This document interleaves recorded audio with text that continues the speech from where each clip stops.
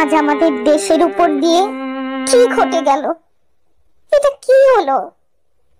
এটা কি আমরা আশা করেছিলাম? আমাদের ছোট ছোট বাচ্চারা, যারা কিনা দেশের ভবিষ্যৎ, এটা কেমন করে হলো? কি হলো এটা? খুব ছোটবেলার কথা মনে পড়ছে।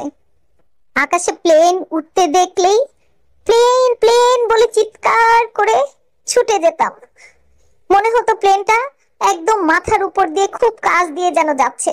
আজ নিশ্চয়ই বাচ্চাগুলো যখন খেলছিল, প্লেনটা যখন খুব কাছে নেমে আসছিল, ওরাও নিশ্চয়ই প্লেনের দিকে অবাক বিস্ময়ে চেয়ে থাকছিল। ওরাও নিশ্চয়ই ছুটে আরো কাছে চলে আসছিল। কতগুলো তরতাজা প্রাণ! 19টা শিশু নাকি মারা গেছে। সংখ্যাটা কি 19, 20, 25, 30? আসলে সঠিক হিসাব কেউ জানে না, কেউ না। শতাধিক মানুষ আহত হয়েছে। এটা কেন হলো? কেমন করে হলো? কে দিবে এটার জবাব? এই প্লেন দুর্ঘটনা কি সত্যি শুধু নিছক দুর্ঘটনাই ছিল, নাকি এর পিছনে আরো কোনো গভীর রহস্য ছিল? কে দিবে এর জবাব? কাদের বুক আজ খালি হলো? কে দিবে এর জবাব?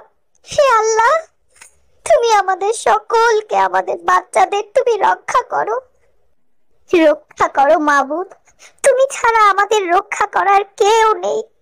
আমাদের ছোট ছোট ভাই বোনদের রক্ষা করো, আমাদের মা বাবাকে রক্ষা করো, আমাদের শিশু সন্তানদের তুমি রক্ষা করো।